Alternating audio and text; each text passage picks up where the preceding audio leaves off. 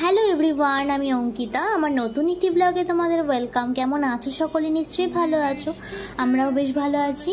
তো দেখো, রেডি হয়ে চলে গেছিলাম বিয়ে বাড়িতে। আর এই ভিডিওটা কিন্তু অনেক দিন আগে, আমি অনেক লেট করে আপলোড করছি কারণ আমি ভীষণ ল্যাদখোর। তো দেখো, এদিকে ব্রাইড আর গ্রুমারের ছবিটাও তোমাদের দেখিয়ে দিলাম। তো এখন দেখো চলে এসেছি একটা লজে। তো লজে বিয়েটা হচ্ছিল।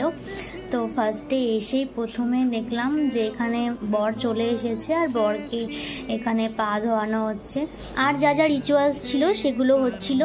এরপরে আমি সোজা চলে গিয়েছিলাম ব্রাইডের কাছে। ভীষণই মিষ্টি লাগছিল ব্রাইডকে। এরপর আমি ব্রাইডের সাথে কয়েকটা ফটো তুলে নিলাম। তারপর আমার একটা স্কুল ফ্রেন্ডের সাথে দেখা হয়ে গেল, ওর সাথে কয়েকটা ফটো ভিডিও তুলে নিলাম।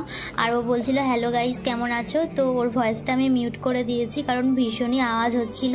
এরপরে বৌদি চলে এসেছিল, বৌদির সাথে কয়েকটা ফটো তুলে নিলাম। আমাদের বিয়ে বাড়ি যেতে যেতে কিন্তু অনেকটাই লেট হয়ে গিয়েছিল আর এখন ঘড়িতে বাজে 10:30টার মতো।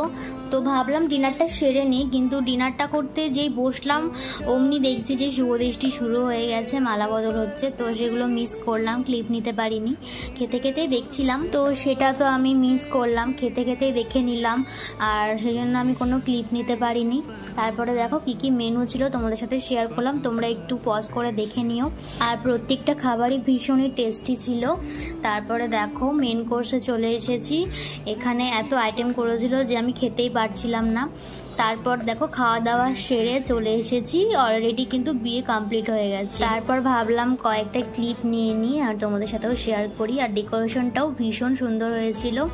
এখানে ফটোশ্যুট হচ্ছিল, সেই জন্য আমিও একটু ক্লিপ নিয়ে নিলাম। তারপর অনেকক্ষণ বসেছিলাম, সবার সাথে একটু গল্প করছিলাম। এই করতে করতে প্রায় 12টা বেজে গিয়েছিল আর বাইরে ভীষণ বৃষ্টি হচ্ছিল। এরপর আমরা বেরিয়ে পড়লাম কারণ অনেক রাত হয়ে গেছে, এরপর গেলে আর আমরা টোটো পাবো না। তো চলো, আজকের ভিডিওটা এই পর্যন্তই ছিল। কেমন লাগলো অবশ্যই কমেন্টে জানিও, ভালো লাগলে একটি লাইক করে দিও। আজকের মতো বাই।